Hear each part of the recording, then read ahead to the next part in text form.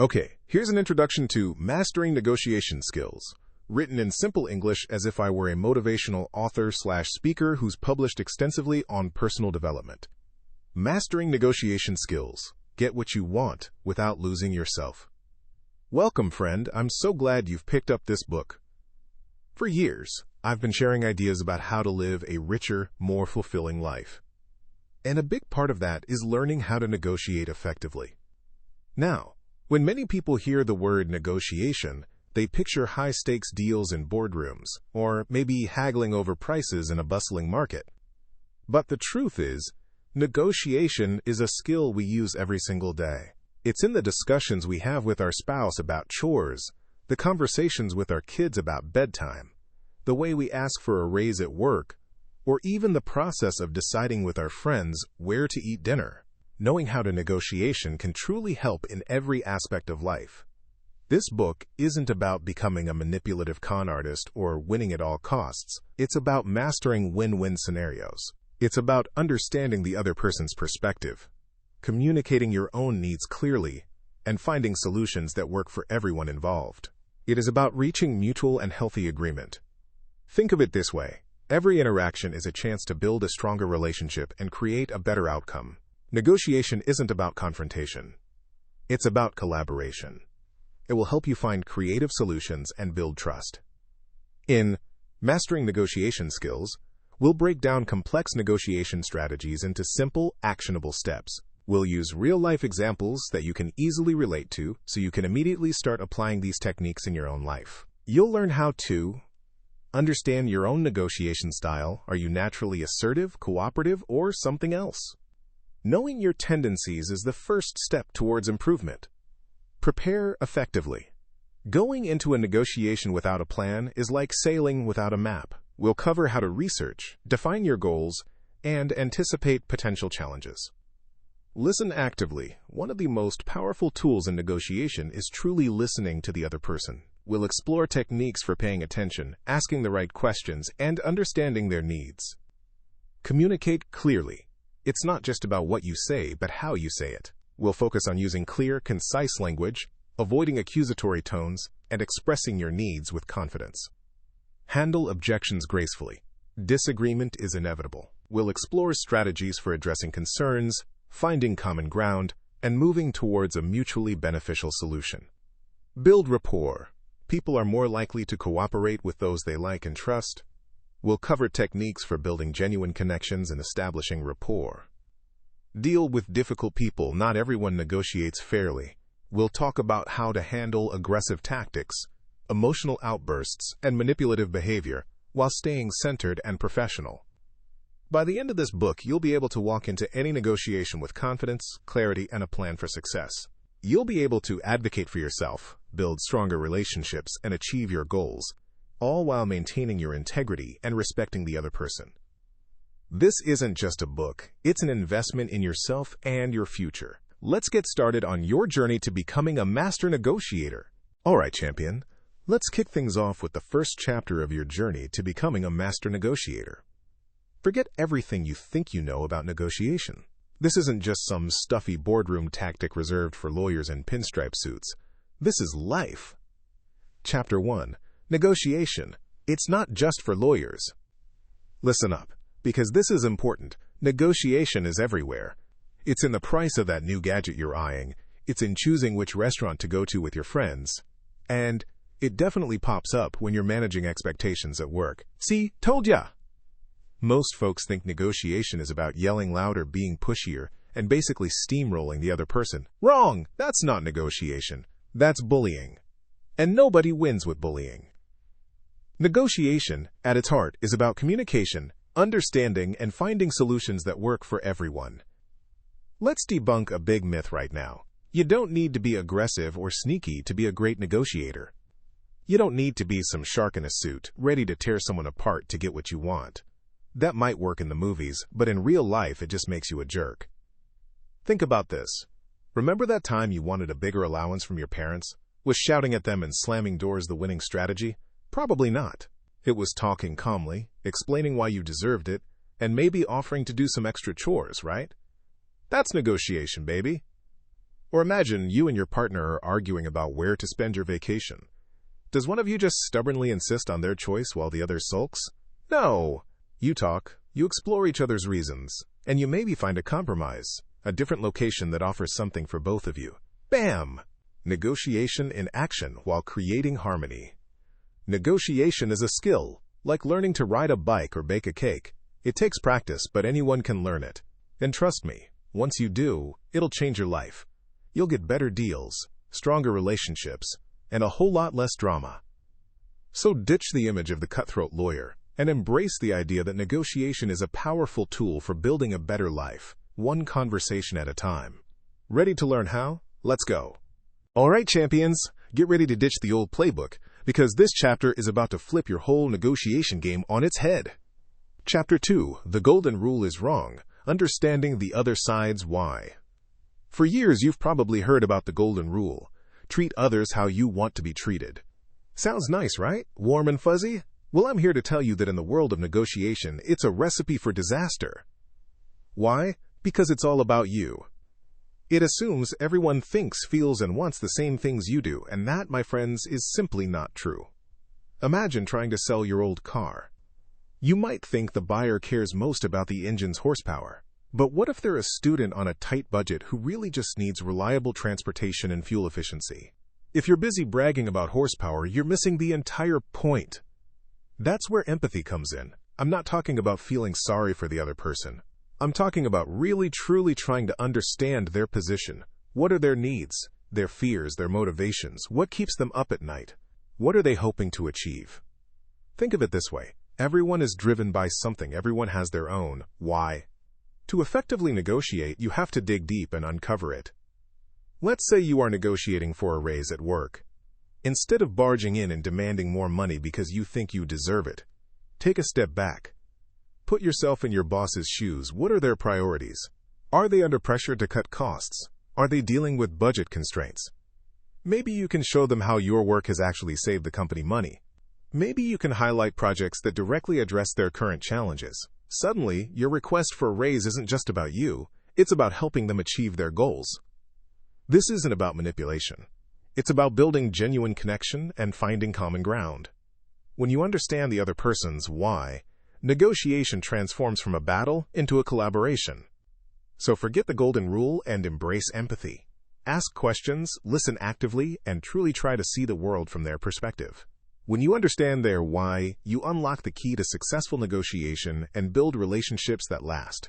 Now, go out there and start listening. Your next big win depends on it. All right, champions, let's dive into Chapter 3. Listening, the most powerful weapon in your arsenal. Get ready to supercharge your communication skills, because we're about to unlock a game-changing secret. Most people think they're good listeners. They nod, they grunt, maybe even maintain eye contact. But are they really hearing what the other person is saying? Are they truly understanding the emotional weight behind the words? Probably not. Real listening, my friends, is active. It's about being fully present, engaged, and showing the other person you value their perspective. Forget about formulating your response while they're talking. That's a recipe for disaster.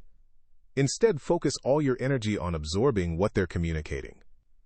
Think of it like this. You're an investigator trying to solve a mystery. The other person is giving you clues. If you're too busy thinking about your own deductions, you'll miss vital pieces of the puzzle. So how do we become master listeners? Let's arm ourselves with 3 powerful techniques. 1. Paraphrasing. This is simply restating what you heard in your own words. For example, if someone says, "I'm feeling overwhelmed with all these projects," you could respond, "So it sounds like you've got a lot on your plate right now, and that's causing some stress." Boom! You've shown them you're paying attention and trying to understand. 2. Summarizing. This is like giving a Cliff Notes version of their story.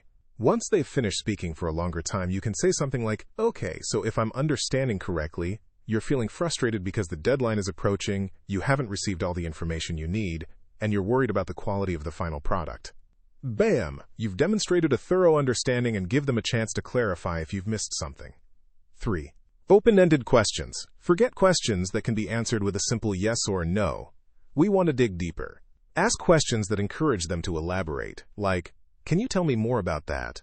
Or, "What are your thoughts on?" This shows genuine interest and allows them to fully express themselves. Think of a coworker, John, who's complaining about a new system at work. Instead of tuning him out or offering unsolicited advice, try this. John, it sounds like this new system is really causing some headaches. Can you tell me more about what's not working for you? By simply listening and asking open-ended questions, you'll not only understand his frustrations, but also build a stronger rapport. Remember, listening isn't a passive activity, it's a deliberate choice to connect with another human being. Use these techniques, practice actively engaging in conversations, and watch your influence soar. Now go out there and really hear people. It'll change your life, I guarantee it. Chapter 4. Building Rapport. Making them want to say yes. All right, champion, let's talk about rapport. Think of it like laying the red carpet for a fantastic deal, or cultivating the soil to grow awesome relationships.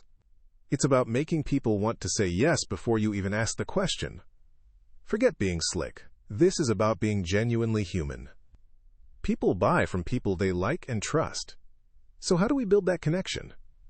It's simpler than you think. First up, find common ground. Think of it like this. You're on a quest. Your mission? Discover shared interests. Hey, I noticed that poster of local sports team. Are you a fan too? Boom! Instant connection. Maybe you both love hiking, enjoy the same type of music, or have a shared connection. Same school, previous employer, etc. Asking questions and actively listening, more on that later, will help you uncover these gems. Next, lather on the positive language. Ditch the negativity. Instead of saying, "That's impossible," try, "Let's explore possibilities." Your words are like sunshine. They can brighten someone's day and make them more receptive to your ideas. Avoid blaming, criticizing, or being sarcastic. Finally, show genuine interest in their well-being. Ask about their day, their family, their challenges. Pay attention to details. If they mention their daughter's upcoming ballet recital, remember that. A follow-up question later shows you cared enough to listen. People can spot fake interest a mile away. This has to be authentic, coming from your heart, because they can feel your intention.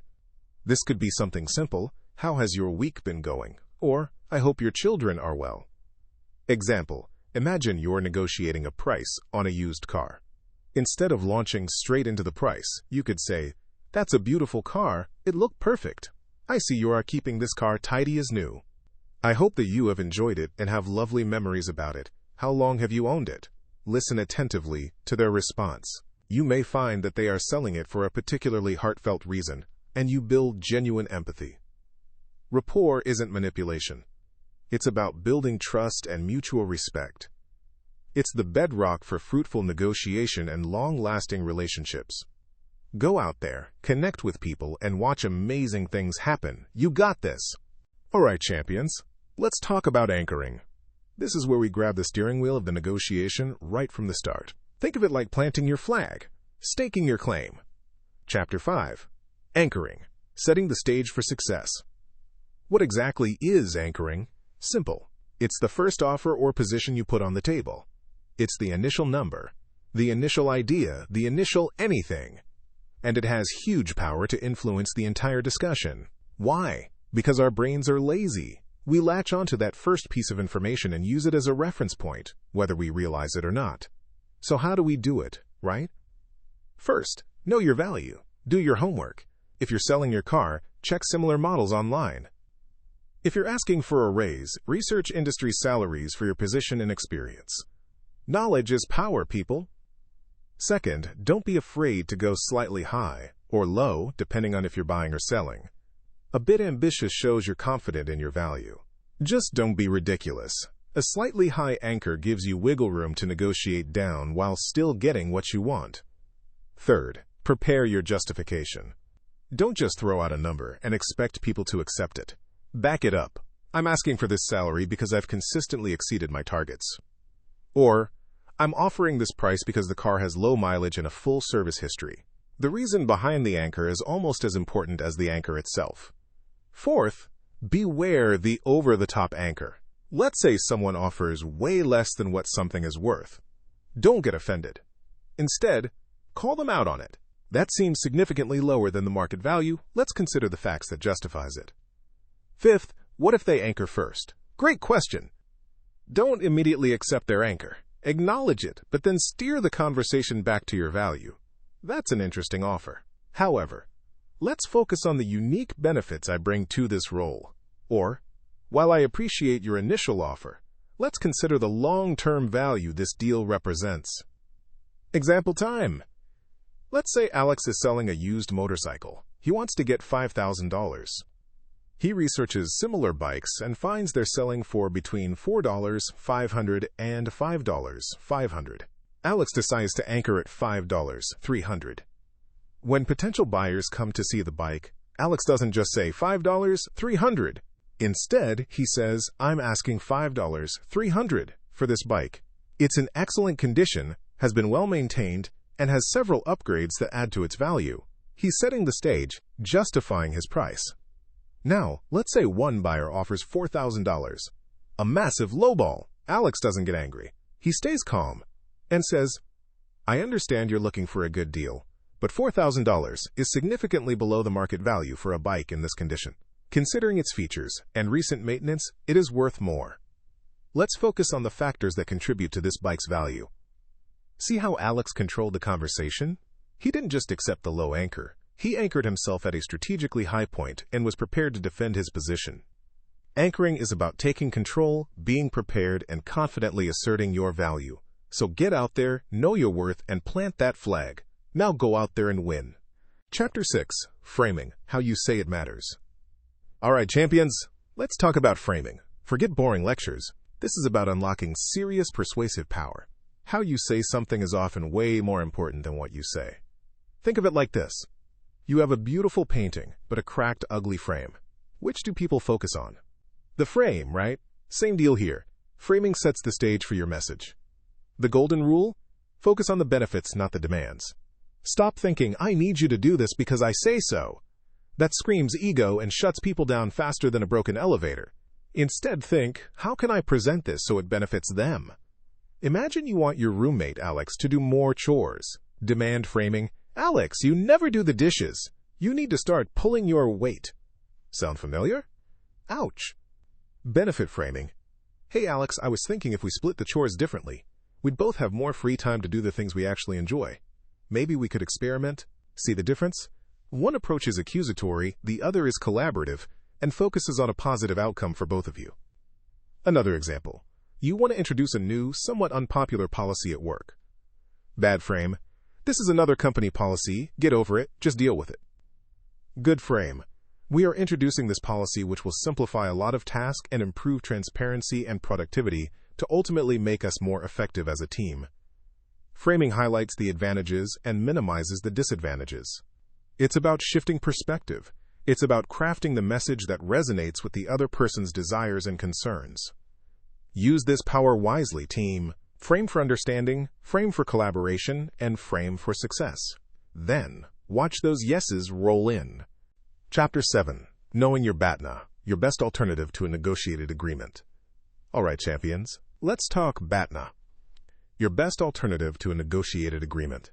Think of it as your escape route, your plan B, your I'm out of here if this deal stinks card. Why is it important? Because without a strong BATNA, you're negotiating from a position of weakness.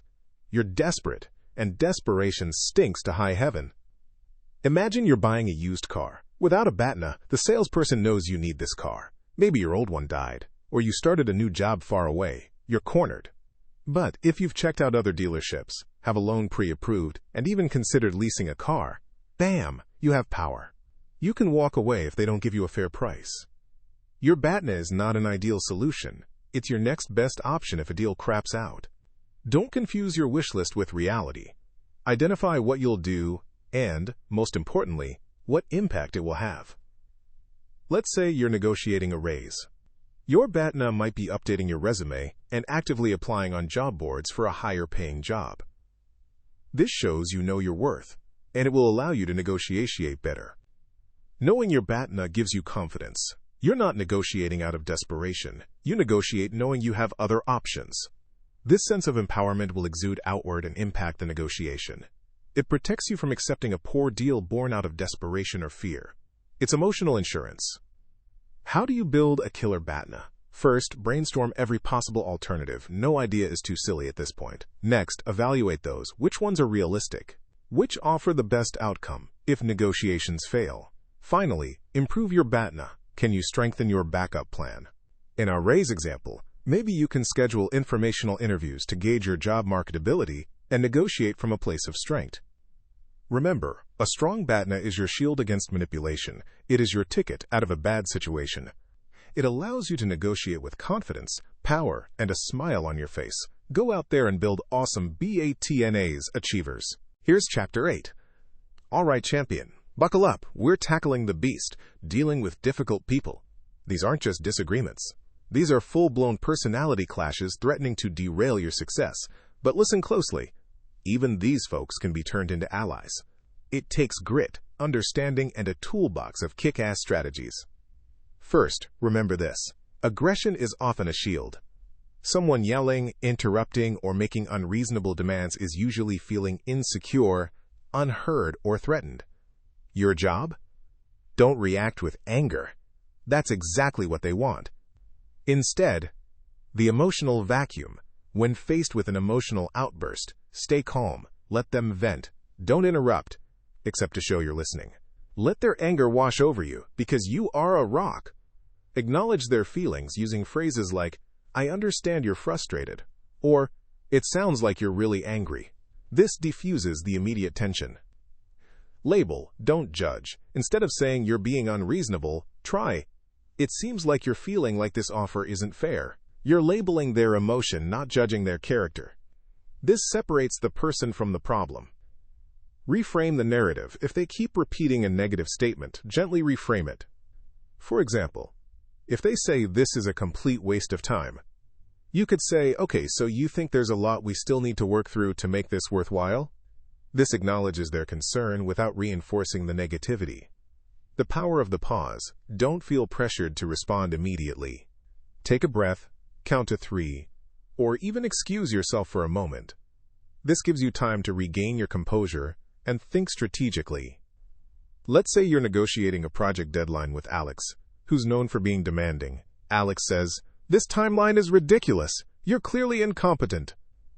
Instead of firing back, take a deep breath. "Alex, it sounds like you're concerned about whether we can deliver on time.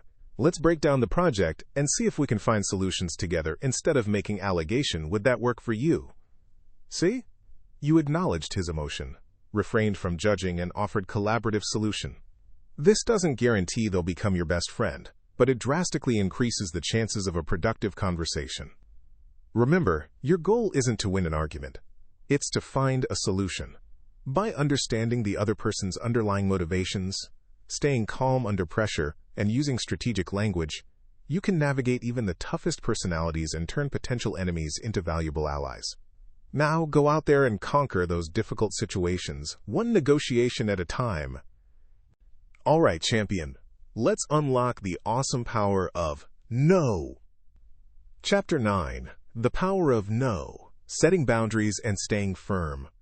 Friends, Romans, countrymen, lend me your ears. We're diving deep into a word some people fear. But I say, embrace it. No isn't a rejection. It's a redirection of your energy, a declaration of your worth, and a lighthouse marking the edge of your sanity. Ever feel like you're drowning in obligations? Saying yes to everything, even when your gut screams no? That's a recipe for burnout, a recipe for resentment. Here's the truth. Saying no isn't about being rude, it's about being respectful to yourself. And strangely, people ultimately respect you more for it. Think of it this way. Imagine your friend John asks you to help him move this weekend. You're already swamped, completely exhausted. Saying yes means working overtime, sacrificing your relaxation, and potentially being grumpy the whole time. Saying no means preserving your own energy, coming to the task with full mental clarity, and being more productive in the coming week. But how do you say it without crushing spirits? Here's the secret. Acknowledge and appreciate. "John, I really appreciate you thinking of me." Start with empathy. Let him know you value the relationship. Be direct, not defensive. I won't be able to help this weekend. I already have prior engagement. Don't over-explain. A simple, clear statement is powerful. Offer alternatives if you can. I can't help this weekend, but I might be able next week. Or, have you thought about hiring movers? They can handle it quickly. If you genuinely want to help in some way, a suggestion shows your willingness. Deferral response. The "not right now" tactic. Sometimes a flat-out no isn't the best approach. Deferral, the art of the "not right now," is powerful. It gives you time to assess, plan, and respond thoughtfully.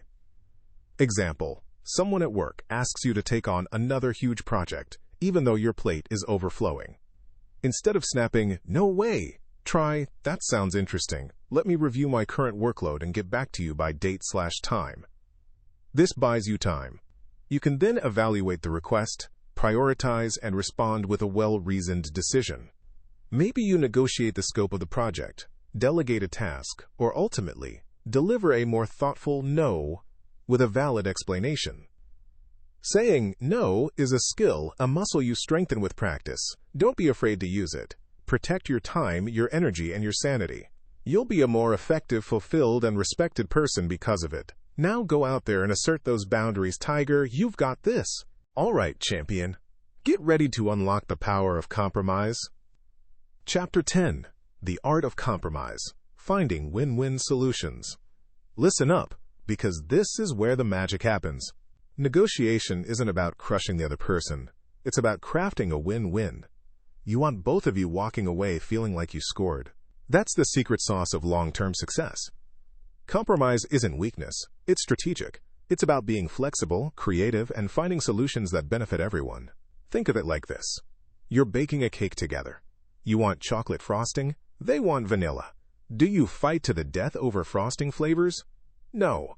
Maybe you swirl the frosting. Or half and half it. Boom. Win-win. Find the shared ground. The first step? Stop focusing on what separates you and start looking for common ground. What do you both want? Maybe it's a longer-term relationship. Maybe it's avoiding a costly lawsuit. Uncover those shared needs, and you've got your starting point. Creative problem solving. Think outside the box. Here's where you become an artist. Don't just settle for the obvious solutions. Brainstorm. Ask questions, and be open to ideas you never thought of. Let's say you're bartering with John at the farmer's market. You want those juicy peaches for $2 a pound, but John's firm on $3. Don't just get stuck arguing over price. Think creatively. Offer to help him set up his stall next week or promote his peaches on your social media. Exchange value for value. That's a win-win. Prioritize and explore trade-offs. What are you really after? What are they? Maybe John's willing to give you a discount if you buy a larger quantity. Understand what each side values most, and be willing to concede on things that are less important to you. Flexibility is the key. Listen closely. To create deals that benefit both parties, it is essential that we understand the need of the other party. Listening and understanding that will give you the edge to create a win-win deal. You've got this. Now go out there and create some win-win magic. Remember, success is a team sport, and compromise is how you play the game like a champion. All right, champion, let's dive headfirst into Chapter 11, Negotiating over Email, Staying Connected, Reducing Misunderstanding. Listen up, emails. Love, or hate they're a massive part of modern life, especially when you're trying to get something done. But negotiating through email? It's like navigating a minefield blindfolded.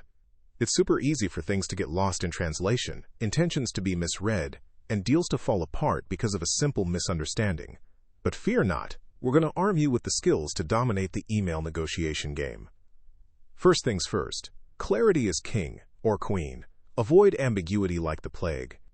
Be crystal clear about what you want, what you're offering, and what your bottom line is. Short, concise sentences are your friends. Ditch the jargon and corporate speak. Pretend you're explaining it to a friend. Would they understand you?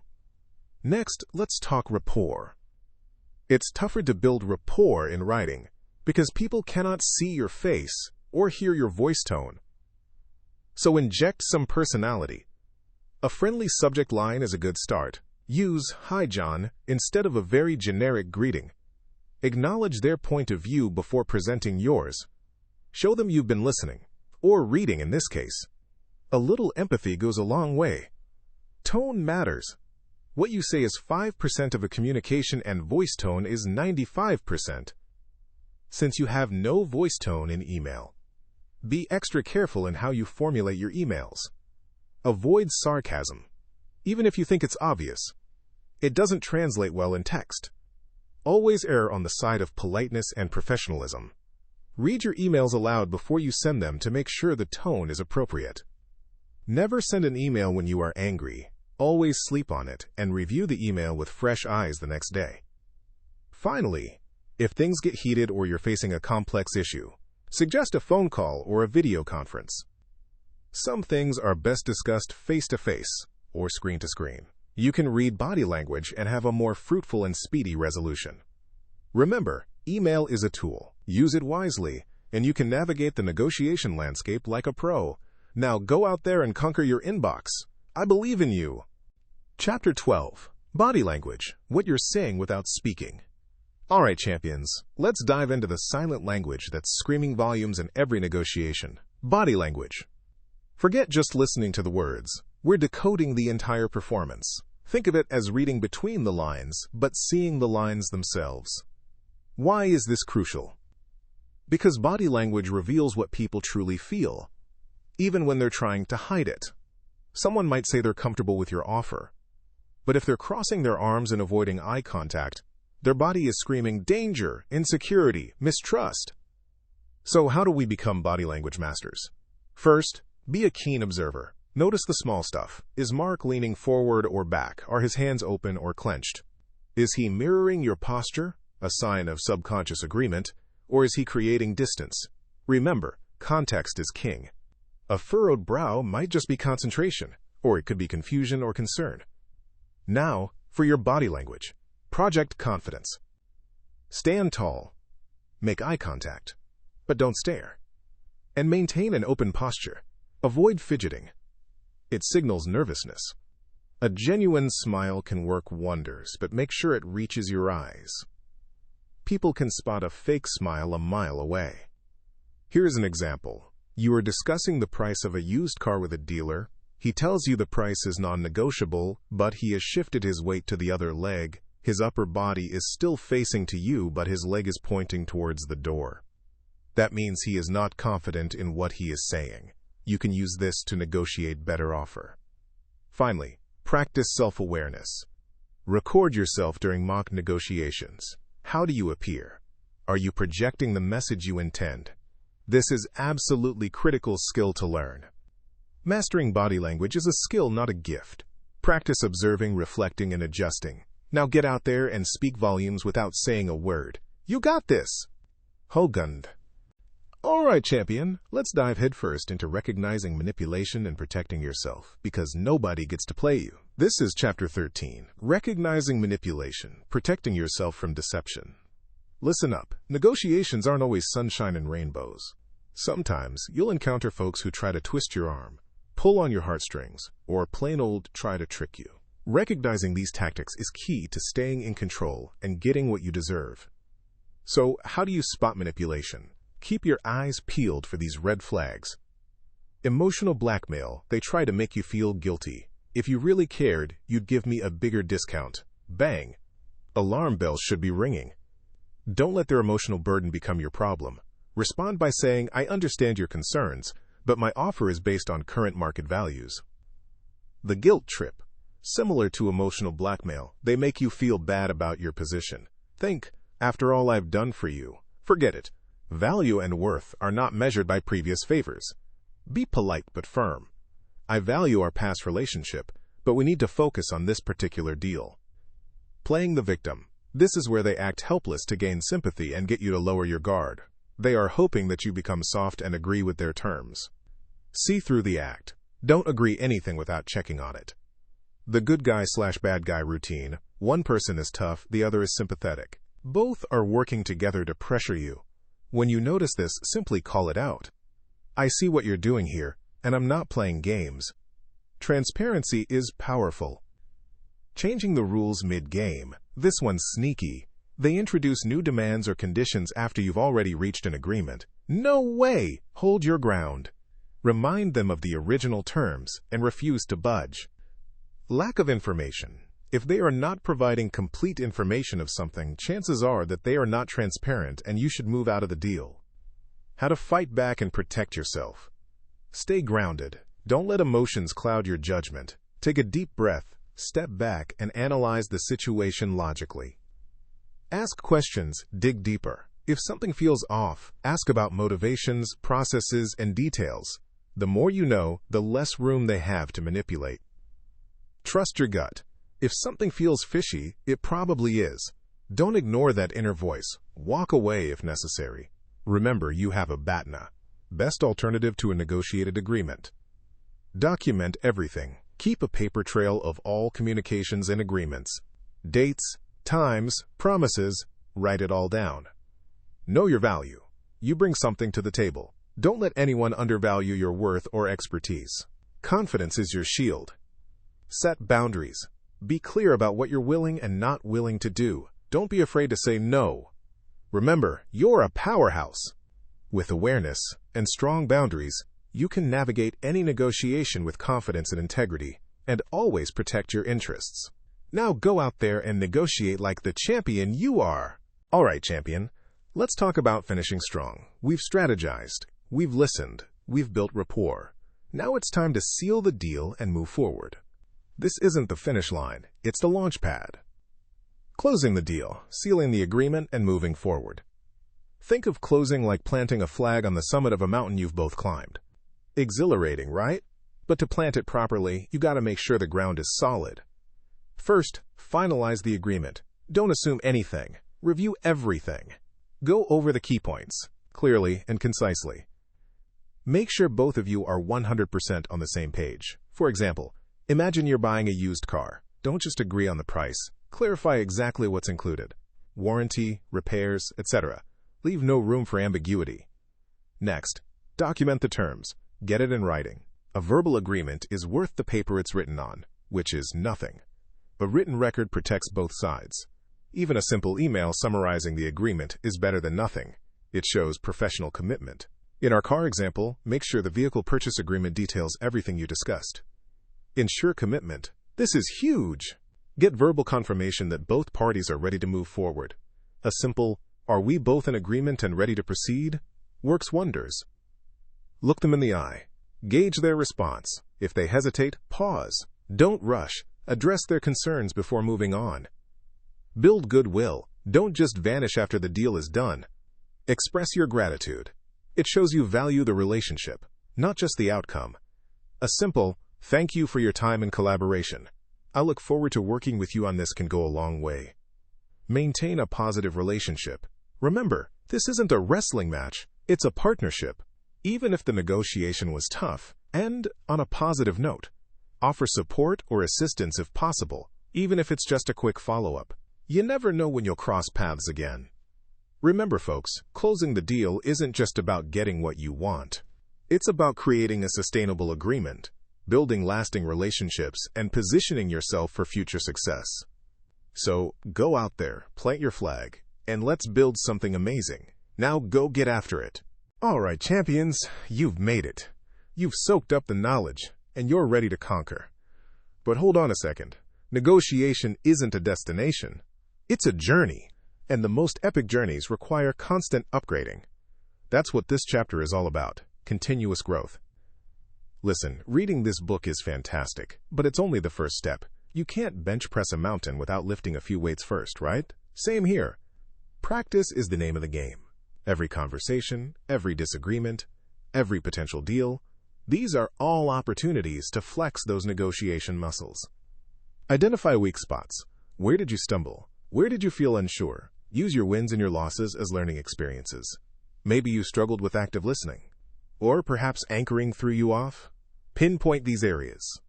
Seek awesome feedback. Don't be afraid to ask others for their perspective. A mentor, a trusted friend, even a family member. Explain the negotiation and ask for honest input.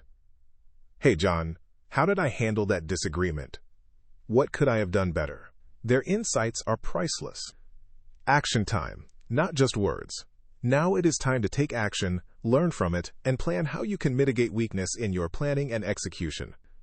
Embrace the growth mindset. Remember, guys and gals, skills can be developed. It does not matter what stage of life you are in. Believe that your negotiation abilities can be improved through dedication and hard work. See challenges as opportunities to level up. Negotiation, like life, is a continuous process of learning, adaptation, and growth. So go out there, negotiate with passion, and never stop honing your skills. The world is waiting for you to make your mark.